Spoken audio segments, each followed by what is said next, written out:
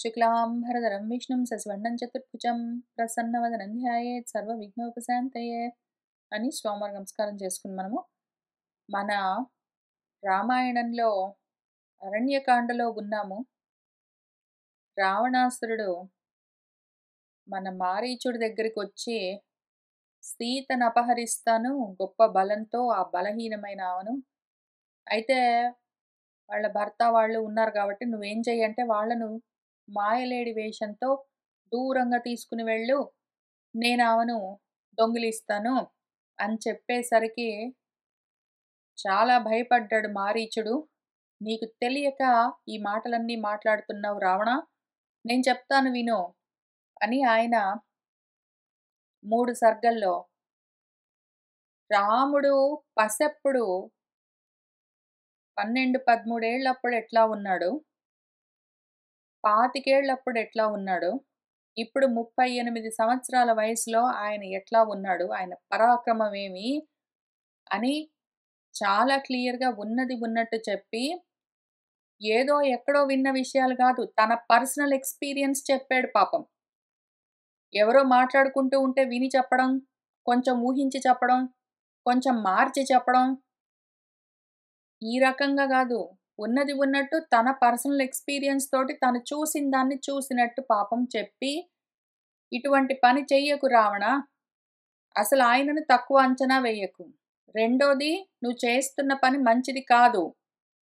దీనివల్ల మేమందరము కూడా నశించిపోతాము నీతో పాటు. వద్దు చెయ్యకు, నీ హితం కోరి చెప్తున్నాను. నీకు మంచి మాట చెప్తున్నాను విను రావణా, నాయనా నా మాట విను అని ఆయన చాలా చెప్పాడు. ఈ చెప్తూ ఉన్న సమయంలో ఒక ముఖ్యమైన విషయం మాట్లాడుకుందాము. మన మారీచుడు, నాకు రాముడు అంటే భయం పట్టుకున్నది రావణ, రా అన్న మాట వింటే, రా అన్న అక్షరం వింటే కూడా భయం వేస్తున్నది. ఏ చెట్టు పుట్ట చూసినా కూడా నాకు రాముడే కనిపిస్తున్నాడు. అనంతమైన రాముళ్ళు ధనస్సెత్తి పట్టుకుని బాణంతో నన్ను కొట్టడానికి వస్తున్నట్టుగానే కనిపిస్తున్నది. ఆ భయంతో ఉన్నాను నేను.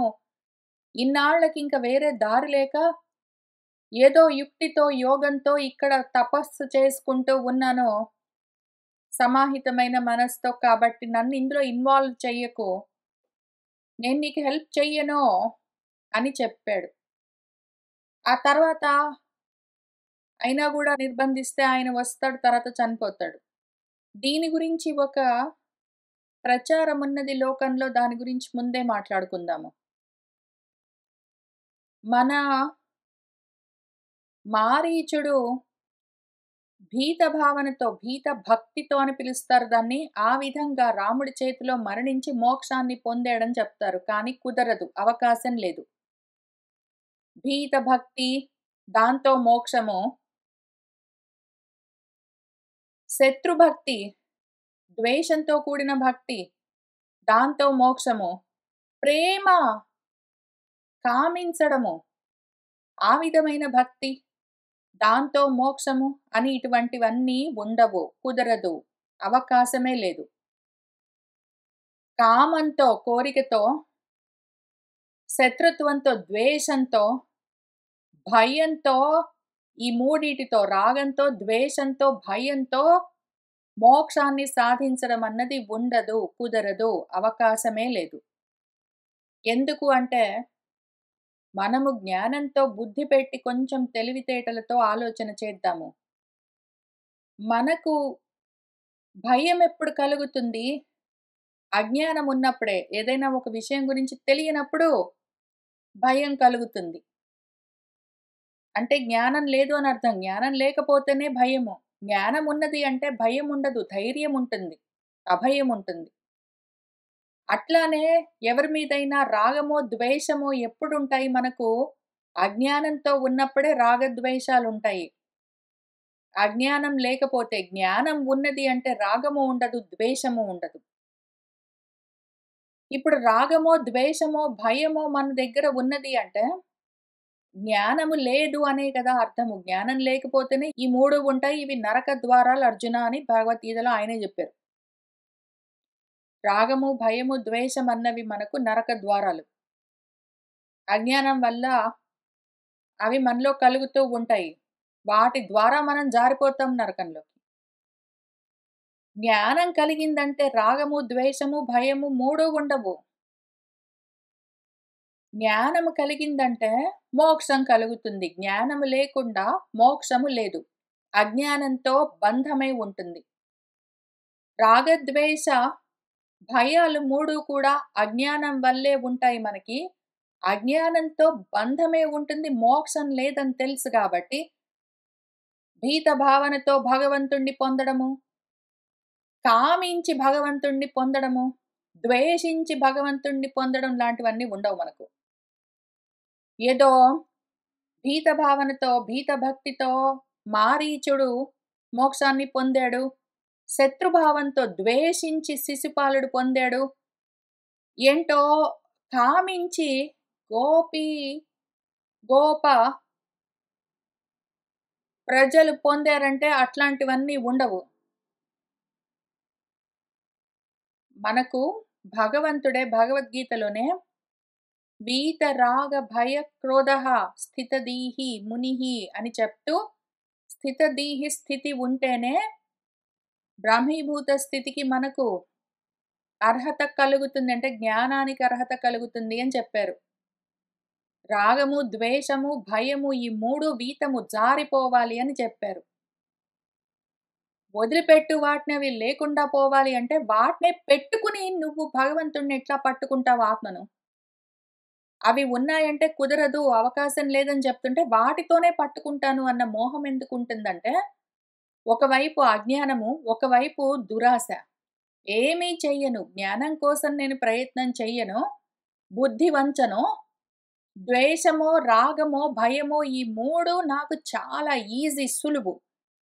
వీటితో పాటు నేను అల్పుణ్ణి, దీనుణ్ణి, దాసుణ్ణి, భృత్యుణ్ణి, నాకేమీ చాతగాదు, నేను చాతగాని వాణ్ణి. కాబట్టి నాకు మోక్షమివ్వు అని ఈ విధంగా అడిగితే ఇవన్నీ అజ్ఞానపూరితమైన దురాశతో కూడిన, లోభితనంతో ఉన్న బుద్ధికి కలిగే ఆలోచనలు. అటువంటి వాటికి మోక్షం ఎన్నటికీ ఉండదు. ఈ విధంగా మోక్షాన్ని మనం పొందలేము. రాగద్వేష భయాలతో కూడి, లోభితనాలతో, దురాశలతో ఉండి మోక్షాన్ని గాదు మనం పొందేది, బంధాన్ని మళ్ళీ మళ్ళీ జన్మలనే. మారీచుడికి ఇప్పటికి కూడా రామతత్వం తెలవలేదు. రాముడు ఎంత పరాక్రమవంతుడు, నేను దొరికానంటే చంపేస్తాడు అని మాత్రం అర్థమయింది. అందుకోసమే ఆయన భయపడుతున్నాడు తప్ప, రాముణ్ణి భయంతో పట్టుకున్నాడు, జ్ఞానంతో కాదు గాబట్టి ఆయనకి మోక్షం అన్నది లేదు. పాపం ఆయన గురించి నాకు చాలా మంచి భావనే ఉన్నది. మంచివాడే పాపము. ప్రయత్నం జేసుకున్నాడు ప్రాణం పోగొట్టుకోకుండా ఉండడానికి చాలా తపించాడు. రావణుడిని చాలా బ్రతిమిలాడాడు. ఆయన గురించి పాపమనే అనిపిస్తుంది నాకు. కానీ ఈ పాపాలు, జాలి మొదలైన వాటితో మోక్షాలన్నీ ఉండవు. జ్ఞానంతోటే. ఆయనకింక కొంచెం సమయం ఉండి పాపం ఇప్పుడిప్పుడే మొదలుపెట్టాడు. ఆ తపస్సో ఏంటో చెప్పుకున్నాడాయన. యోగం పట్టుకున్నానన్నాడు.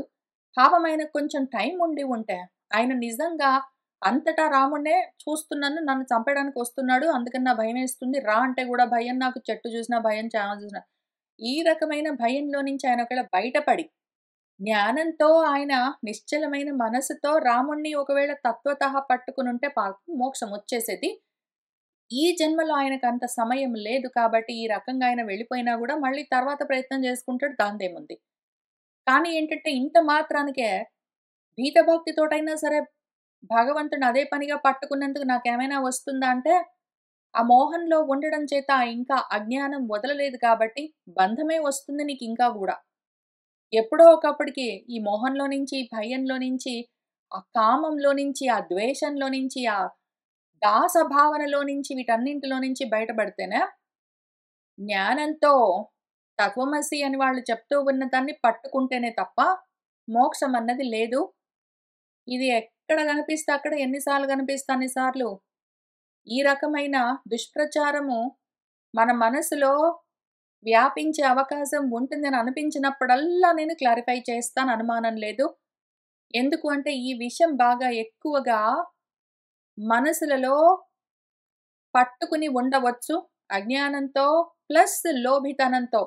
ఏమీ చెయ్యను, జ్ఞానం కోసం ఏమీ చెయ్యను, కానీ మాత్రం మోక్షం కావాలి అన్న ఏ దురాశ ఉన్నదో అటువంటి మనసులో విషంలాగా వ్యాపించి ఉన్న ఈ ఆలోచనను కనిపించినప్పుడల్లా కాదు, కాదు, కాదు అని చెప్తూనే వస్తాను.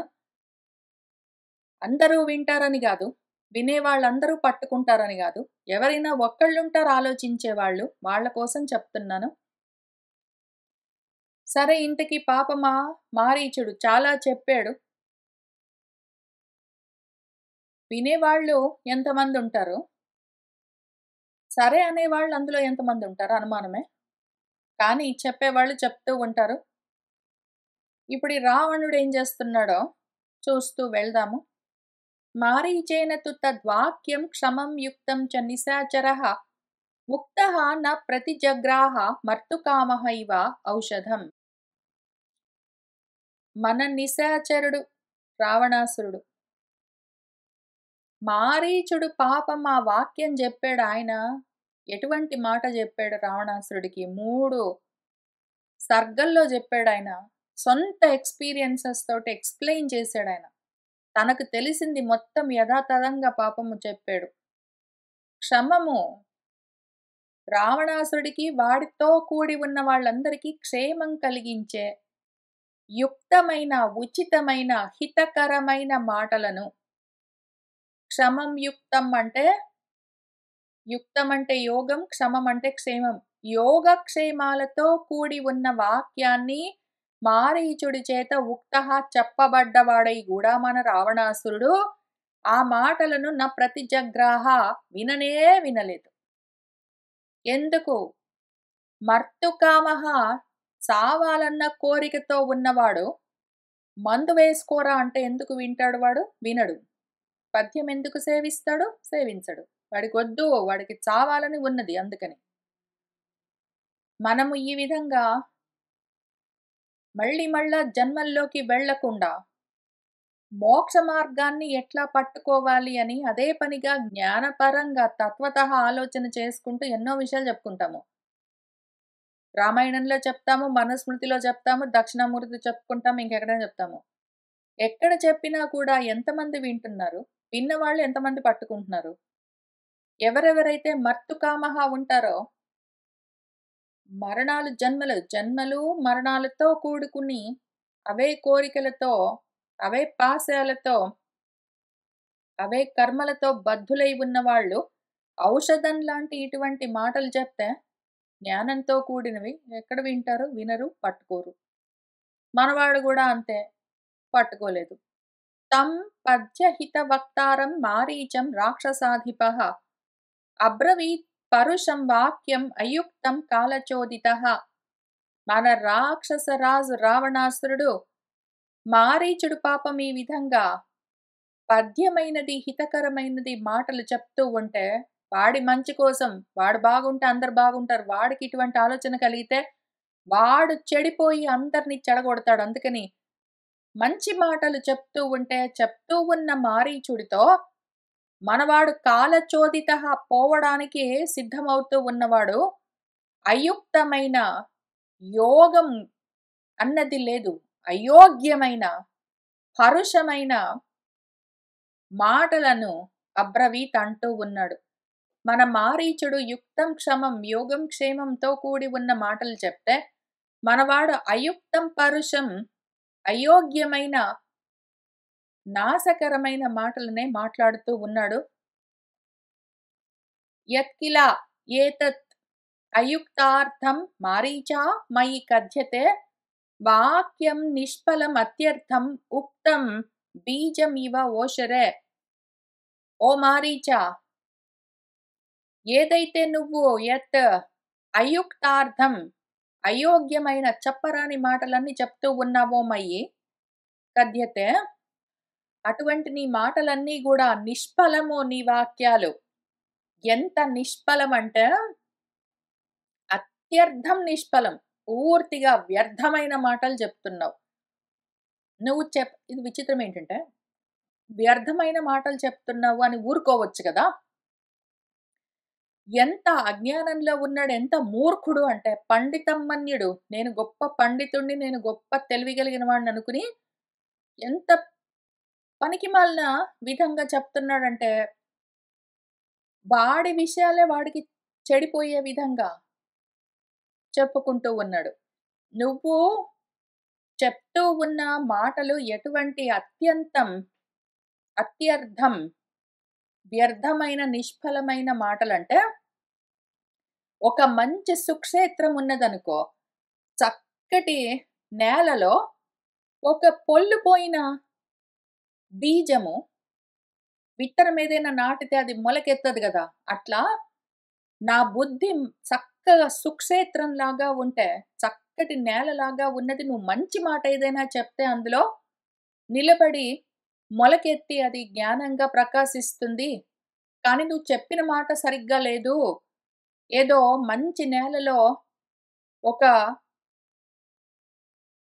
పాడైపోయిన పని చెయ్యని విత్తనము వేస్తే ఎట్లా ఉంటుందో అట్లా ఉంటుందని ఏదైనా ఎగ్జాంపుల్ చెప్పుకోవచ్చు కదా! వాడికి తెలివితేటలుంటే. వాడు చెప్పిన ఎగ్జాంపుల్ చూడండి విచిత్రం. ఊషర భూమిలో అంటే నేల సరిగ్గా లేకపోతే ఇసుక నేలలు, ఎడారి నేలలు అట్లా ఉన్నాయనుకోండి.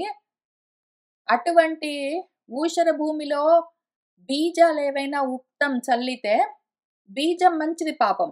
కానీ నేల సరిగ్గా లేదనుకోండి. అటువంటి నేల సరిగ్గా లేనప్పుడు బీజం వేస్తే మాత్రం, విత్తనం వేస్తే మాత్రం మొలకెత్తుతుందేంటి? మొలకెత్తదు ఇంకెళ్ళు, నిష్ఫలమైనదిది అని జెప్తున్నాడు. బీజంలో లోపం లేదు. ఆ బీజము నువ్వు ఎక్కడ నాటుతున్నావో ఆ బుద్ధిలోనే లోపం ఉందని వాడే చెప్పుకుంటున్నాడు. వాడి తెలివి అట్లా ఉన్నది. వాడి తెలివి, వాడి అజ్ఞానం అంతా ఉన్నది వాడికి. ఆ చెప్పే ఎగ్జాంపుల్ అయినా వాడి పరంగా పనిచేసేది. నా బుద్ధి బాగుంది గానీ, నీ విత్తనం బాలేదు. నువ్వు చెప్తున్న మాట బాలేదని చెప్పొచ్చు కదా! కాదు. నువ్వు విత్తనం మంచిదే ఉన్నా గూడా నా బుద్ధి ఊచర భూమి లాంటిది. అక్కడ ఏమి నువ్వు ఎన్ని విత్తనాలు చల్లినా మొలకెత్తవని జెప్పాడు వాడు. వాడిని చూస్తే, వాడి అజ్ఞానాన్ని చూస్తే జాలి పడాలో, కోపం తెచ్చుకోవాలో అర్థమే గాకుండా ఉంటుందసలు. ఇక్కడి నుంచి ఇంతే. ఇక్కడి నుంచి మన రామాయణం చివరి దాకా మనవాడు నోరు తెరిచాడంటే ఇట్లానే వాడు మాట్లాడుతుంటాడు. మనం కూర్చొని నవ్వుకోవాలి. ఇంకింతే. వాడికి ఏమీ చెప్పలేము. వాడికి తెలియదు. ఒకడు చెప్తే వినడు.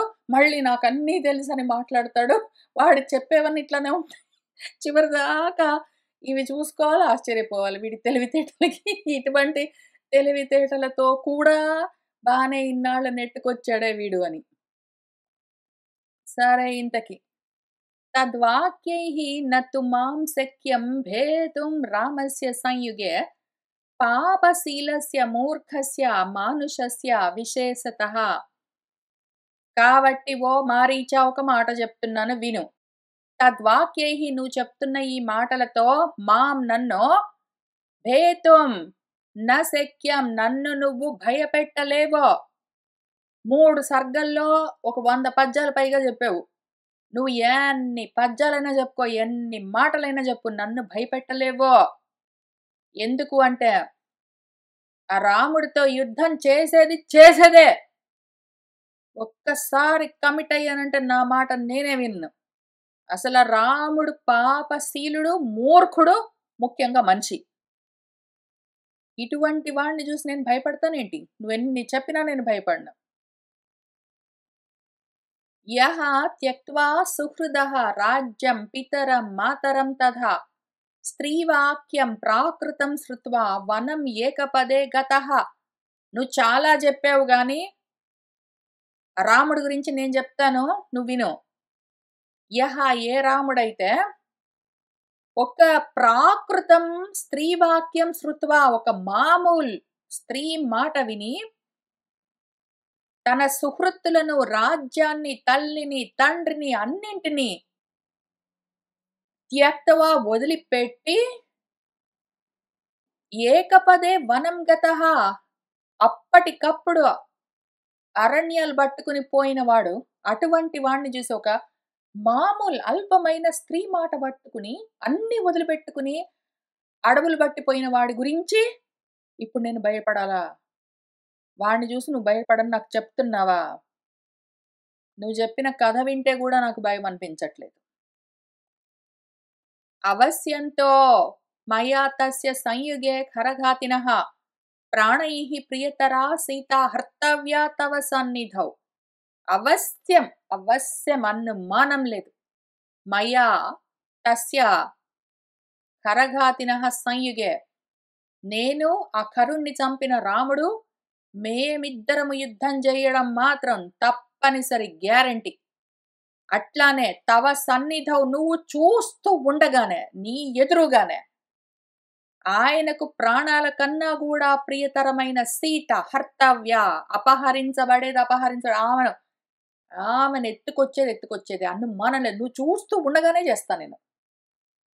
ఏవం మే నిశ్చిత బుద్ధిః హృది మారీచా వర్తతే న వ్యావర్తయితుం శక్య సా ఇంద్రైః అపి సురాసురైః. కాబట్టి మారీచా, నేను చెప్తున్నాను విను జాగ్రత్తగా. ఏవం, ఈ విధంగా, మే బుద్ధిలో, మే హృదిలో ఇదే నిశ్చయమైన ఆలోచన వర్తతే ఉన్నది. నా మనసులో ఈ నిర్ణయము నేను ఖచ్చితంగా తీసుకున్నాను. ఒక్కసారి కమిట్ అయితే ఇంక ఎవ్వడి మాట వినను. అసలు ఎంత మొండి పట్టుదల అంటే నాది మంకు పట్టు, అట్లా ఇట్లా కాదు. భగవద్గీతలో ధృతిలో ఎవరో ఒక ఆయన ఉన్నాడు కదా, ఆయన కృష్ణుడు అని ఒక ఆయన 3 పద్యాల్లో చెప్పుకుంటూ తమో గుణంలో ఉన్న వాళ్ళకు ధృతి ఎట్లా ఉంటుందని చెప్పాడు కదా. అంతటి పట్టుదల నాది, అట్లా ఇట్లా కాదన్నట్టు. రజ్జోతమో గుణాలకు ఉన్న పట్టుదల ధృతి ఎట్లా ఉంటుందో ఆ పద్యాలు చూసుకోపో మారీచా. అందులో ఉన్నంత పట్టుదల నాకు. ఇంద్రుడితో సహా దేవతలు దానవులందరూ కట్టగట్టుకొని వచ్చి నాకు చెప్తే కూడా నేను వ్యావర్తయితున్న శక్తి, అసలు నా బుద్ధి వెనక్కి తిప్పడం కష్టం. ఇంకంతే అయిపోయింది. నేను ఒక్కసారి నేను ఫిక్స్ అయ్యానంటే అయిపోయింది. ఇంకా ఎవ్వడు చెప్పినా వినను. అసలు పైగా మారీచా, ఒక్కసారి బుద్ధి పెట్టి నువ్వు ఆలోచించుకో. దోషం గుణం వా సంపృష్టః త్వం ఏవం వక్తుం అర్హసి అపాయం వా అపి ఉపాయం వా కార్యస్య అస్య వినిశ్చయ. నేను నిన్నేమైనా అడిగానా నిన్ను? ఏమయ్యా మారీచా, నేను ఇట్లా చేద్దామనుకుంటున్నాను, నేను అదిగో వాళ్ళ భర్తను నువ్వు పక్కకు తీసుకెళ్ళిపో, నేను ఆ అబలను అపహరిస్తాను నా బలవంతా ఉపయోగించి, ఇందులో ఏమైనా దోషం ఉన్నదా? నేను చేస్తున్న పని మంచిదా కాదా? గుణం ఉన్నదా? దోషం ఉన్నదా? దీని గురించి నాకేమైనా ఒక ఉపాయం చెప్తావా? ఇందులో ఏమైనా అపాయం ఉన్నదా మారీచా? నువ్వేమనుకుంటున్నావు అని నిన్ను అడిగానా? ఒకవేళ ఆ రకంగా సంపృష్టః, ఒకవేళ చక్కగా నేను నీ దగ్గరకొచ్చి ఇట్లా నాకొకటి ఐడియా వచ్చింది మారీచా, చేద్దామనుకుంటున్నాను, నువ్వేమనుకుంటున్నావంటే, అప్పుడు నేను ఒకవేళ సలహా అడిగితే నిన్ను, నువ్వు ఏవం వక్తుం అర్హసి, ఈ రకంగా చెప్పొచ్చు. నేను అడిగానేంటి సలహా? కాదు గదా! అస్య కార్యస్య వినిశ్చయ, ఈ పని ఎట్లా చేయాలని నేనే ఫిక్స్ అయ్యాను. నేనే ఒక ఉపాయం తెచ్చుకున్నాను.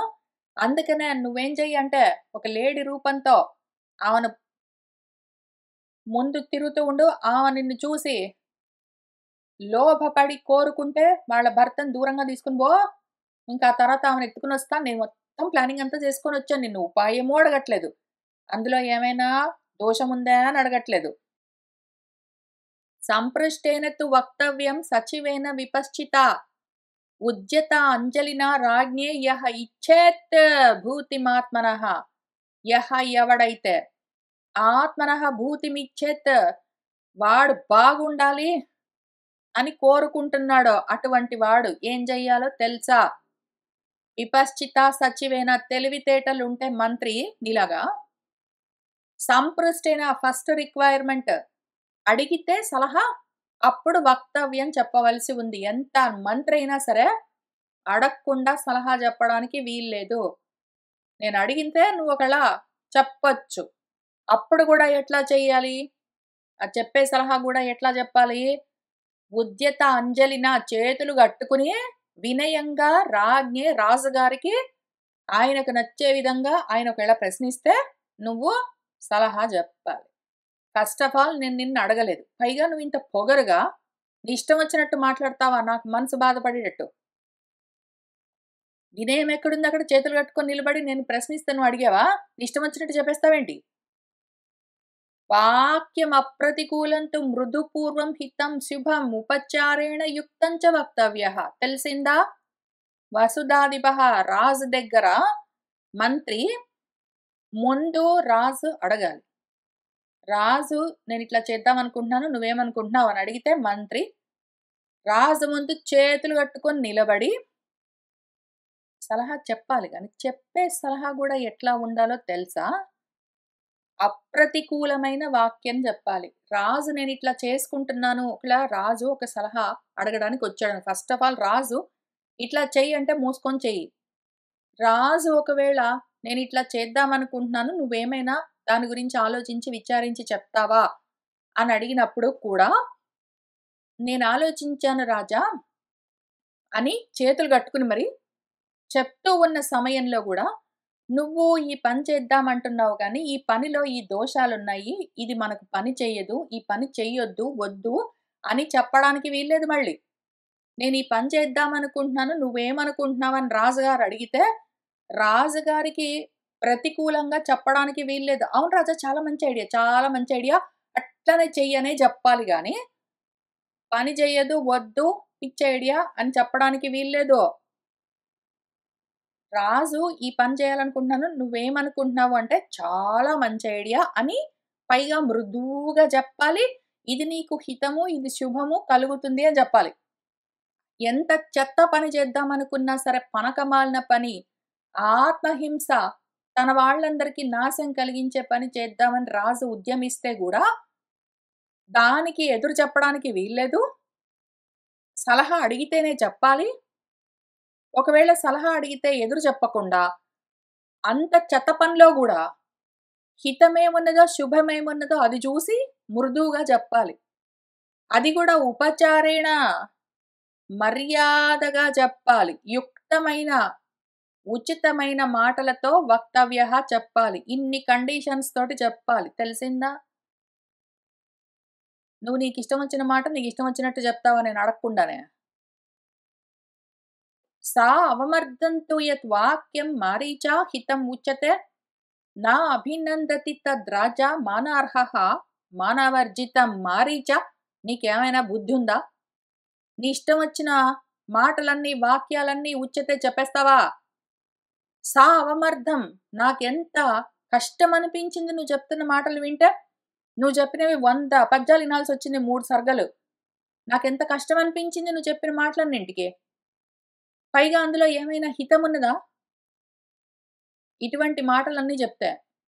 నువ్వొకవేళ హితము చెప్పినా కూడా, అదొకవేళ నాకు బాధ కలిగించిందంటే మాత్రం నేను వినను. మంత్రులు రాజుగారు అడిగితే గూడా, చెప్పే మాటలు రాజుకి హితకరమైనవైనా గూడా, రాజుకు బాధ కలిగించేవి ఆయన చేద్దామనుకున్న దానికి అగెయిన్స్ట్‌గా చెప్తే, తత్ రాజా రాజుగారు అసలు మానార్హః గౌరవించాలి. రాజునంటే మనం ఏం చేయాలి? రాజుని గౌరవించాలి. వాడికి ఎట్లాంటి పిచ్చి ఆలోచనలొచ్చినా సరే, ఆహా! రాజా నువ్వు గాబట్టి ఇంత గొప్ప ఆలోచన చేసావు. అసలు మనిషి అన్నోడికి ఇట్లాంటి ఆలోచనలు రావు అని గౌరవించొద్దు. అరెరెరెరెరెరె! ఈ రకంగా మానము లేదు, మర్యాద లేదు, అన్నీ వదిలిపెట్టి నీ ఇష్టం వచ్చినట్టు హితము నీ హితం చెప్తున్న పట్టు, నీకు హితం చెప్తున్న పట్టని నాకిష్టం లేని మాటలన్నీ చెప్తావా? అట్లా చేస్తే ఏ రాజైనా, ఆత్మాభిమానం ఉన్న రాజు అభినందిస్తాడనుకుంటున్నావా? సంతోషించడా? పంచరూపాణి రాజానః ధారయంతి అమితౌజసః అగ్నేః ఇంద్రస్య సోమస్య యమస్య ధనదస్య చ ఔష్ణ్యం తథా విక్రమం చ సౌమ్యం దండం ప్రసన్నతాం ధారయంతి మహాత్మానః రాజానః క్షణదాచరా. ఓ నిశాచరుడా! నీకొక మాట చెప్తా విను. రాజంటే ఎవడనుకుంటున్నావు? రాజులో గొప్ప ఓజస్సుతో, తేజస్సుతో ఉంటారు వాళ్ళు. పంచరూపాణి ఒక 5 రూపాలను ధారయంతి ధరిస్తారు.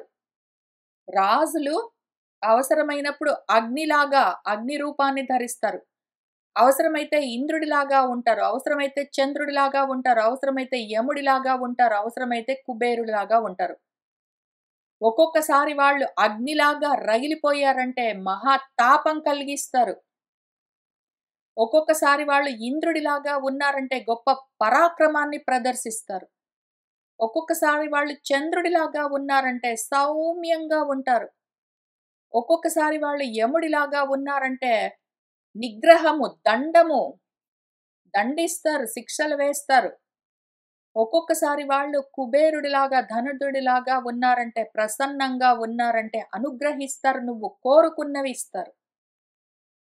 కాబట్టి రాజులు అన్నింటికి తగిన వాళ్ళు. నిగ్రహానుగ్రహ సమర్థులు. అటువంటిది నువ్వు మంచి, చెడు చూసుకోకుండా నాకు అడగని సలహాలన్నీ చెప్తావా ఓ క్షణదాచరా? రాజులు మహాత్ములు. వాళ్ళు ఇటువంటి రూపాలన్నీ ధరించి ఎన్నో ఇస్తారు. అయితే వాళ్ళ వల్ల మంచి జరుగుతుంది లేదా వాళ్ళ వల్ల శిక్షలు కలుగుతాయి. జాగ్రత్తగా ఉండొద్దు రాజు దగ్గర. ఎట్లా ఉండాలో తెలుసుకుని. తస్మాత్ సర్వాసు అవస్థాసు మాన్యాః పూజ్యాః చ పార్థివాః. త్వం తు ధర్మమవిజ్ఞాయ కేవలం మోహమాస్థితః అభ్యాగతం మాం దౌరాత్మ్యాత్ పరుషం వక్తుమిచ్ఛసి. గుణదోషం న పృచ్ఛామి క్షమం చ ఆత్మని రాక్షస. తస్మాత్ కాబట్టి సర్వకాలాల్లో సర్వ అవస్థల్లో రాజులు, పార్థివులు, పూజ్యులు, మాననీయులు. ఇంత మాత్రం ధర్మం తెలీదు నీకు? ఇంత మాత్రం ధర్మం తెలీదు. త్వముతు నువ్వేమో ఈ ధర్మం అవిజ్ఞాయ తెలుసుకోకుండా కేవలం మోహంతో అభ్యాగతం మాం నీ దగ్గరకు వచ్చానని దౌరాత్మ్యంతో దుర్మార్గమైన బుద్ధితో, దుర్బుద్ధితో పరుషం వక్తుమిచ్చసి నాతో కఠినంగా మాట్లాడతావా? నాకు ఇష్టం లేనివన్నీ మాట్లాడతావా? అడక్కపోయినా చెప్తావా? అసలు నిన్ను అడిగానా నేను? ఓ రాక్షసా, గుణాలేంటి ఇందులో, దోషాలేంటి అని ఇందులో మంచో చెడో చూసి చెప్తావా మారీచా అని అడిగానా నిన్ను? నా పృచ్ఛామి అడగలేదు. ఆత్మని క్షమంచ, నాకేది క్షేమమో అది ఆలోచించి, నాకు ఏది యోగం కలిగిస్తుందో అది ఆలోచించి విచారించి చెప్పు మారీచా అన్నానా? నా యోగక్షేమాలు చెప్పని అడిగానా?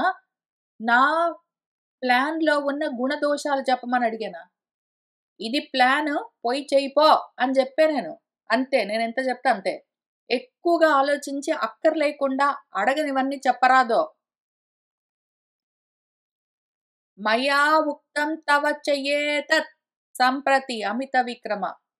అస్మిన్ స్తు త్వం మహాకృత్యే సహాయం కర్తుం అర్హసి. ఇంతే విషయం తెలిసిందా?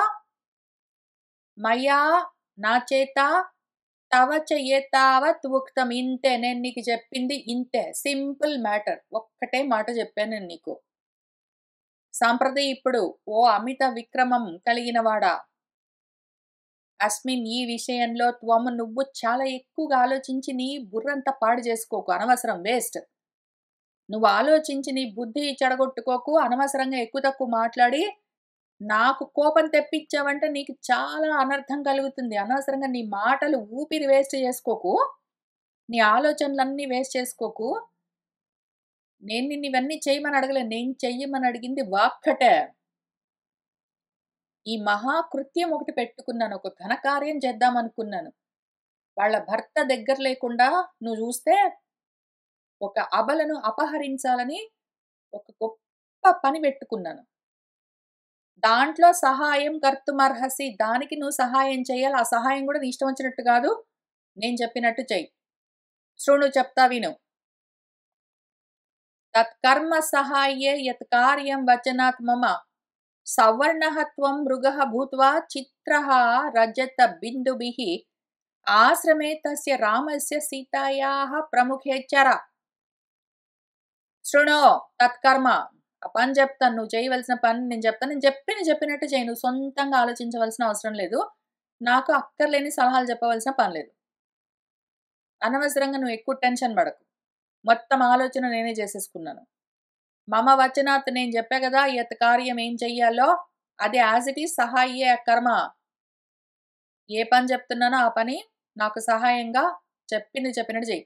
ఏం చెయ్యి అంటే త్వం నువ్వు చిత్రమైన రజత బిందుభిః వెండి చుక్కలతో మిలమిలా మెరుస్తూ ఉన్న తెల్లటి చుక్కలతో ఉన్న సవర్ణః మృగః భూత్వా ఒక బంగారు జింక రూపాన్ని ధరించి తస్య రామస్య ఆశ్రమే ఆ రాముడి ఆశ్రమం చుట్టుపక్కలంతా సీతాయాః ప్రముఖే సీత ముందు తిరుగుతూ ఉండు.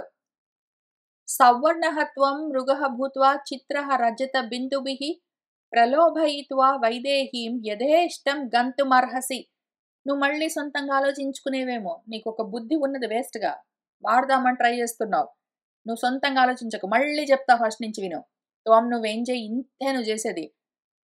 చిత్రమైన తెల్లటి మిలమిలా మెరుస్తున్న చుక్కలతో ఉన్న సవర్ణః మృగః భూత్వా బంగారు జింక రూపాన్ని ధరించి వైదేహీం ప్రలోభయిత్వా సీతను ప్రలోభ పెడుతూ యథేష్టం గంతుమర్హసి నీ ఇష్టం వచ్చినట్టు ఆ చుట్టుపక్కలంతా తిరుగుతూ ఉండు.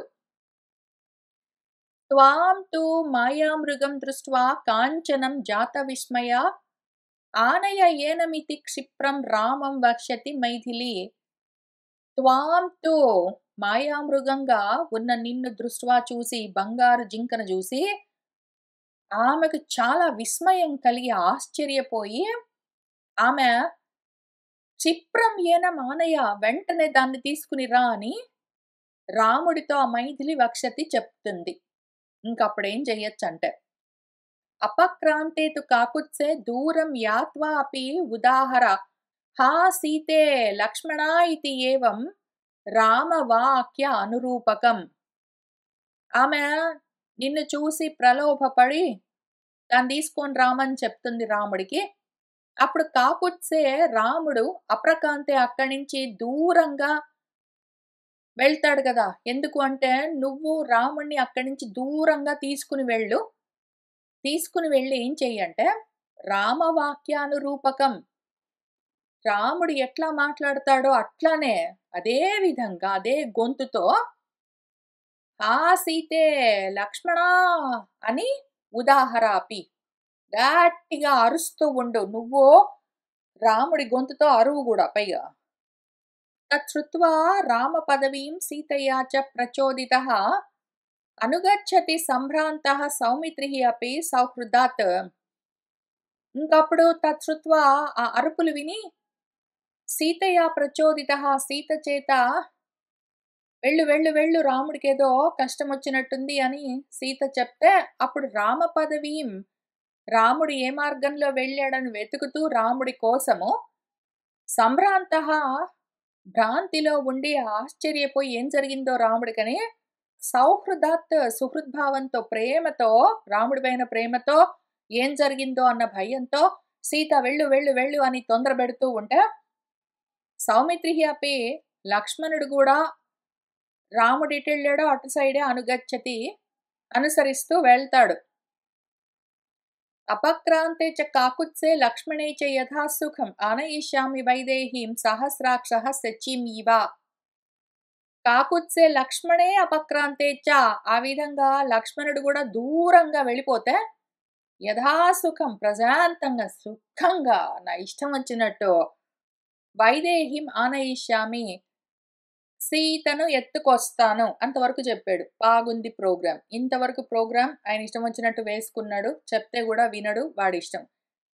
కానీ అంతవరకు చెప్పి ఊరుకోడు. మన ఊషర నేలలో వేసిన బీజంలాగా వ్యర్థమని ఇక్కడ కూడా విచిత్రమైన ఒక ఎగ్జాంపుల్ చెప్తున్నాడు. వీడి పరంగా పనే చెయ్యని ఎగ్జాంపుల్ ఒకటి. అసలు నేను చాలా చూశాను. ఒక థియరీని ఎక్స్ప్లెయిన్ చేస్తున్నప్పుడు ఎగ్జాంపుల్స్ ఉదాహరణలు చాలా చెప్తూ ఉంటారు. అయితే అసలు విషయాన్ని చెడగొట్టే ఎగ్జాంపుల్స్ మనవాడు చెప్పుకుంటూ ఉంటేనే ఫస్ట్ టైం ఇన్ని చూసా నేను. వాడు ఏం చెప్తున్నాడు, వాడి తెలివి తక్కువతనానికి అంతులేదు. సహస్రాక్షుడు ఇంద్రుడు సచీదేవిని ఎత్తుకొచ్చినట్టు ఎత్తుకొస్తాడంట వీడు. ఫస్ట్ ఆఫ్ ఆల్ సహస్రాక్షుడు సచీదేవి భార్యాభర్తలు.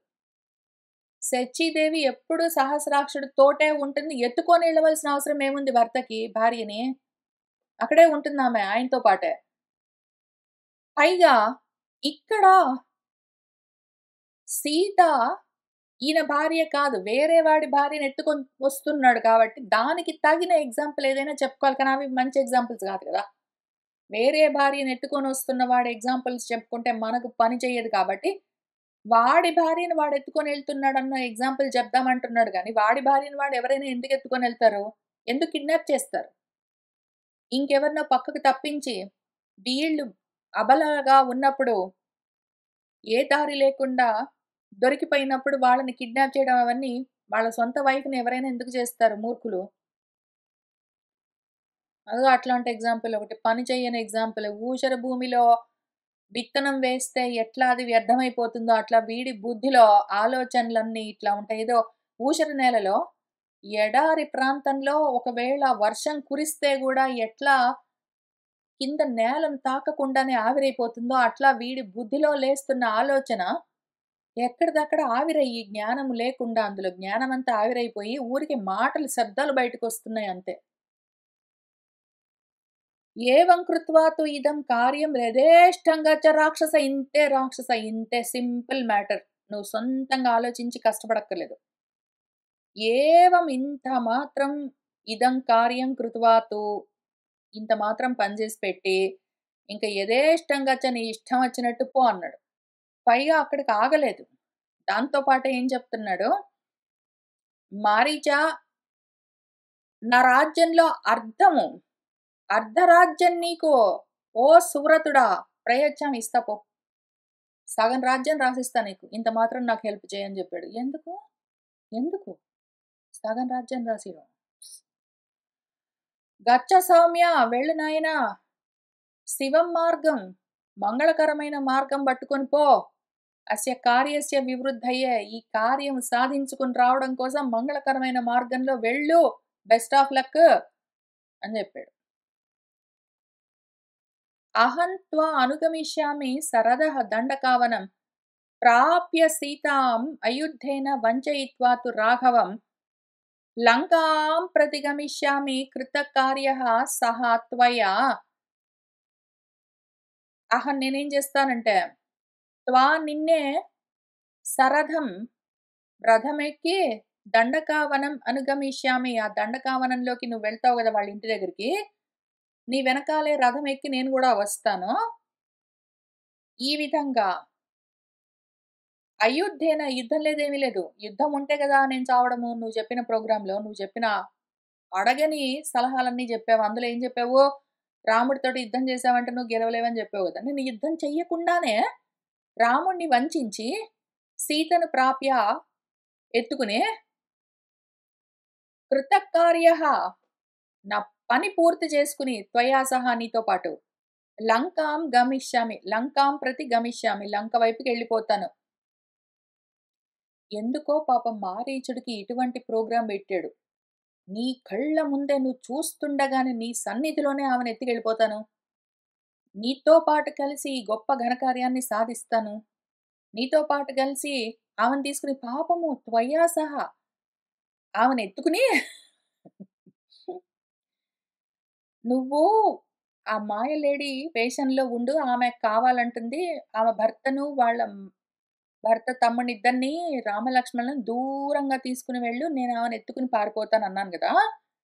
ఆ తర్వాత ఏం చేద్దామంటే, యుద్ధం లేకుండానే తీసుకొని వెళ్ళిపోతే ఇంకా రాముడు నన్నేం చేస్తాడు? ఏం చేయలేడు. అప్పుడు నేను బానే ఉంటాను. ఈలోగా నీకు అర్ధరాజ్యం రాసిస్తానన్నాను. నువ్వు గుర్తుపెట్టుకునేవు. నేను ఎట్లైనా ఇవ్వను, అది వేరే విషయం. కానీ త్వయా సహా నీతో పాటు కలిసి సీతను తీసుకొని లంకకు పారిపోతానన్నాడు. నిన్ను గూడా తీసుకొనెళ్తా అన్నాడు. రథం ఎక్కించుకుందామని ప్లానింగ్ చేస్తున్నాడు పాపం. కానీ ఇది గూడా నాకు అనుమానమే.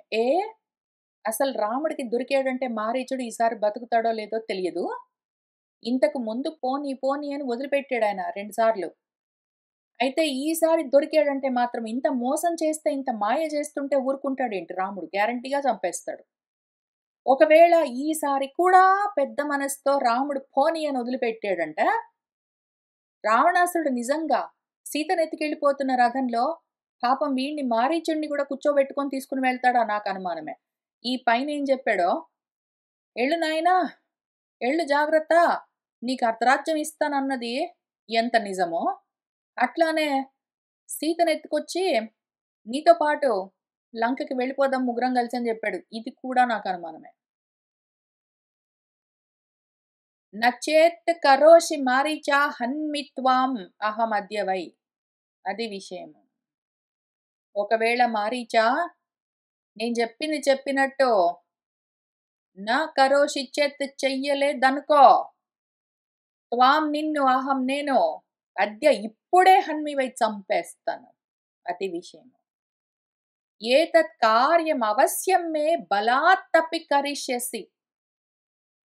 ఈ పని ఈ కార్యము నేను బలవంతంగానైనా చేస్తాను. నేను ఎటువంటి బలాన్ని ఉపయోగించైనా సరే ఈ ఘనకార్యం గ్యారంటీగా చేస్తాను. నిన్ను ఎంత బలవంత పెట్టైనా సరే, బలవంతంగా అయినా సరే నీ చేత ఈ పని చేపిస్తాను. చేయకుండా నువ్వు మానుకోవడానికి వీల్లేదు. నువ్వు అయినా చెయ్యనన్నావంటే చంపేస్తాను. రాజ్ఞః హి ప్రతికూలస్థః న జాతు సుఖం ఏధతే. రాజుకు ప్రతికూలంగా ఉన్నవాడు ఎవ్వడు ఎప్పుడు సుఖాన్ని పొందడు. వాడు బతికుంటే కదా, రాజుకు విసుగు పుట్టించాడు, రాజు కోపం తెప్పించాడంటే, రాజుకు ప్రతికూలంగా ఉన్నాడు అంటే మాత్రం వాడు బతికుంటే కదా వాడు బాగుండడానికి. కాబట్టి అటువంటి వాడికి సుఖం ఉండదు, చూసుకో. ఆసాధ్యతం జీవిత సంశయ హత్తే మృత్యు దువహ హి అద్య మయ విరుధ్య. ఏతత్ యథావత్ ప్రతిగృహ్య బుద్ధ్యా యతత్ర పద్యం కురుత తథా త్వం అని చెప్పాడు. నీకొక చాయిస్ ఇస్తానంటే, చాయిసే లేదనుకునేవి ఇక్కడ. నా మాట వినకపోతే చంపేస్తాను, బలవంతంగానైనా చేపిస్తాను అంటే, నా అందానికి ఇంక ఇంతే. ఇంకా ఆలోచించుకోవడానికి, నిర్ణయించుకోవడానికి నాకు అసలు ఆప్షనే లేదు, నాకు చాయిస్ లేదనుకుంటున్నావేమో. ఉన్నది నీకు ఒక చాయిసే. చూపిస్తా పటు, నీ ఇష్టం చూస్ చేసుకో. తమ్ అసాధ్య, ఆయన దగ్గరికి వెళ్ళావనుకో, తే జీవిత సంశయ, నువ్వు బతికుంటావో చచ్చిపోతావో తెలియదు, అనుమానాస్పదము. కానీ మయా విరుధ్య, నాతో విరోధం పెట్టుకున్నావనుకో, ఇంక దాంతో అద్య ఇప్పుడే మృత్యు ధ్రువ, నీకు చావు గ్యారంటీ. రాముడి దగ్గరికి వెళ్తే చస్తావో బతుకుతావో ఎవడికి తెలుసు. 50-50 ఛాన్సెస్. ఆయన నిన్ను చంపొచ్చు, లేదా పోనీ అని వదిలిపెట్టొచ్చు. నీ అదృష్టం బాగుండి నువ్వు బయటపడొచ్చు. 2 సార్లు బయటపడ్డావు కదా, మూడోసారి కూడా బయటపడొచ్చు. ఆ అవకాశం కూడా ఉంది, 50% ఛాన్స్. లేదా ఆయనకు మండిందంటే ఈసారి మూడోసారి మొత్తానికే లేపేయొచ్చు నిన్ను. అది ఇంకో రకం 50% ఛాన్స్. కానీ కనీసం 50-50 ఛాన్స్ ఉంది నీకు ఆయన దగ్గరికి వెళ్తే బతకడానికి. కానీ నాతో శత్రుత్వం పెట్టుకొని నేను చెయ్యమన్న పని చేయకుండా ఉన్నావనుకో, నాతో విరోధం పెట్టుకుంటే చావు గ్యారంటీ, ఇప్పుడే చంపేస్తాను నేను. ఇందులో అనుమానం లేదు. రాముడి దగ్గరికి వెళ్తే ఉంటావో పోతావో అనుమానం, ఇక్కడ అనుమానం లేదు, గ్యారంటీ. ఏతత్ ఇదంతా యథావత్తుగా ఉన్నది ఉన్నట్టుగా బుద్ధ్యా ప్రతిగృహ్య, నీ బుద్ధి పెట్టి నువ్వు గట్టిగా ఆలోచించి పట్టుకో. ఇదేది మంచిదో నువ్వే చూసుకో. అత్ర ఈ విషయంలో ఎత్తు ఏదైతే నీకు పద్యము, నాకు పద్యము, నాకు హితము అని నువ్వు ఆలోచన చెయ్యకు. ఇది నీకు పద్యము రావణ, ఇది నీకు క్షేమము, ఇది నీకు యోగము, ఇది నీకు హితము అని అవన్నీ నాకేంటేంటో చెప్పావు కదా. నా సంగతి నేను చూసుకుంటా, నాకు తెలుసు. నీ సంగతి నువ్వు చూసుకో మారీచా. నీకేది పద్యమో చూసుకుని, నీకేది మంచో హితమో చూసుకుని త్వం నువ్వు తత్ తథాకుర అట్లా చేసుకో. అర్థమైందా? నా మాట వినకపోతే ఇప్పుడే చస్తావు. రాముడి దగ్గరికి వెళ్తే చస్తావో బతుకుతావో కనీసం కొంచెమైనా ఛాన్స్ ఉంది, ఇక్కడ లేదు అస్సలు. అది విషయం. ఓకే, తీవ్రంగా ఆలోచించుకో, బుద్ధి పెట్టి ఆలోచించుకో. ఏది నీకు మంచిదని నీకు అనిపిస్తుందో అది చెయ్యి. నేను చెప్పినట్టు నువ్వు చేయకపోతే ఎట్లయినా చస్తావు. చెయ్యను అన్నావంటే బలవంతంగా చేయిస్తాను. కాబట్టి ఇదిగో నీకు ఇంత ఆప్షన్ ఇస్తున్నాను, నీకు ఇష్టం వచ్చినంత ఆలోచించుకోవచ్చు, నీ మంచి చూసుకో అని చెప్పాడు. ఇది వాల్మీకి రామాయణ ఆదికావ్యారణ్యకాండే 49 సర్గ సంపూర్ణం. పాపం ఆ తర్వాత మన మారీచుల వారు ఏం ఆలోచించుకుని ఏం చేస్తారు ఏంటి కదా. ఆయనకి ఇంత ఆప్షన్ ఉంది, ఇంత సౌలభ్యం ఉన్నది వాళ్ళ రాజుగారి దగ్గర విచారించుకోవడానికి. ఏం చేస్తాడు మన రాజుగారు, ఈయనేం చేస్తాడు పాపము, ఇవన్నీ కూడా మనల్ని మనం వచ్చి కూర్చొని చదువుకుంటూ ముందుకు వెళ్దాం. ఇవాటికి ఇక్కడికి ఆపుతున్నాను. సర్వం శ్రీ సీతారామచంద్ర ప్రభు పాదార విందార్పణమస్తు. మంగళం కోసలేంద్రాయ మహనీయ గుణాత్మనే చక్రవర్తి తనూజాయ సార్వభౌమాయ మంగళం వేద వేదాంత వేద్యాయ మేఘశ్యామమూర్తయే పుంసాం మోహన రూపాయ పుణ్యశ్లోకాయ మంగళం.